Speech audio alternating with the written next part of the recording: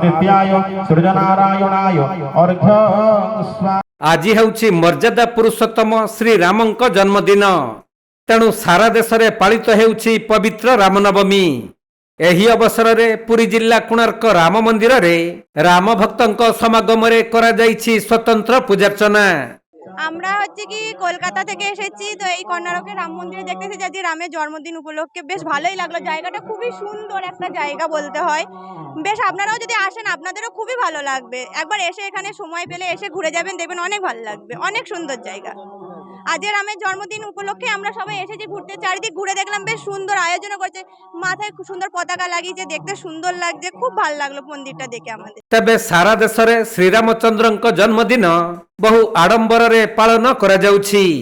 ଅଯୋଧ୍ୟାରେ ଲକ୍ଷ ଲକ୍ଷ ଭକ୍ତ ଓ ଶ୍ରଦ୍ଧାଳୁଙ୍କ ଭିଡ଼ ଲାଗିଥିବା ବେଳେ ଓଡ଼ିଶାର ବିଭିନ୍ନ ରାମ ମନ୍ଦିରରେ ଚାଲିଛି ସ୍ୱତନ୍ତ୍ର ପୂଜାର୍ଚ୍ଚନା।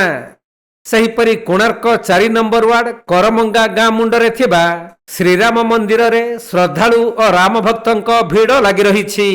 ରାମଚରିତ ମାନସ ଏବଂ ରାମ ନବମୀ जो शोभायात्रा करा जाउछि, ସେଥିପାଇଁ ଆମେ ବହୁତ ଖୁସି ଅଛୁ। ନାଇଁ ପବିତ୍ର ଏ ଯୋଉ ମାନେ ରାମ ନବମୀ ରେ ବହୁତ ସଂଖ୍ୟାରେ ଶ୍ରଦ୍ଧାଳୁ ମାନେ ସେଇ ରାମଙ୍କୁ ପାଇବା ପାଇଁ ଦର୍ଶନ କରିବା ପାଇଁ ବହୁତ ସଂଖ୍ୟାରେ ଆଜି ଉପସ୍ଥିତ ଅଛନ୍ତି ଏବଂ ଦର୍ଶନ ଠିକ ସେ କରୁଛନ୍ତି। ତେବେ ମର୍ଯ୍ୟାଦା ପୁରୁଷ ରାମ ଲକ୍ଷ୍ମଣ ଓ ସୀତାମାତାଙ୍କ ପୂଜାର୍ଚ୍ଚନା ସହିତ ହୋମ ଯଜ୍ଞ ମଧ୍ୟ ଚାଲିଛି। ଭକ୍ତ ଶ୍ରଦ୍ଧାଳୁ ମାନେ ମନ୍ଦିରକୁ ଆସି ମର୍ଯ୍ୟାଦା ପୁରୁଷୋତ୍ତମ ଶ୍ରୀ ରାମଚନ୍ଦ୍ର, ସାନ ଭାଇ ଲକ୍ଷ୍ମଣ ଓ ମାତା ସୀତାଙ୍କୁ କରୁଛନ୍ତି ଦର୍ଶନ। ଆଜିର ଦିନରେ ରାମଚନ୍ଦ୍ରଙ୍କୁ ଦର୍ଶନ କଲେ କୋଟି ପୁଣ୍ୟ ମିଳିଥାଏ ବୋଲି ଲୋକଙ୍କ ବିଶ୍ୱାସ ରହିଛି। ତେଣୁ ଦେଶ ବିଦେଶର ପର୍ଯ୍ୟଟକଙ୍କ ସହିତ କୋଣାର୍କ ଆଖପାଖର ଶ୍ରଦ୍ଧାଳୁ ମାନେ ଆସି କରୁଛନ୍ତି ମହାପ୍ରଭୁଙ୍କ ଦର୍ଶନ।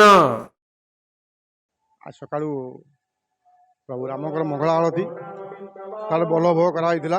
बल्लभोग गोटे खेचाड़ी धूप हो श्रद्धा मानक मटा जाइला। तापर बहुत दर्शक आसी आज राम जेहेतु रामनवमी रामकर जन्मदिन से प्रभु दर्शन करुँगी।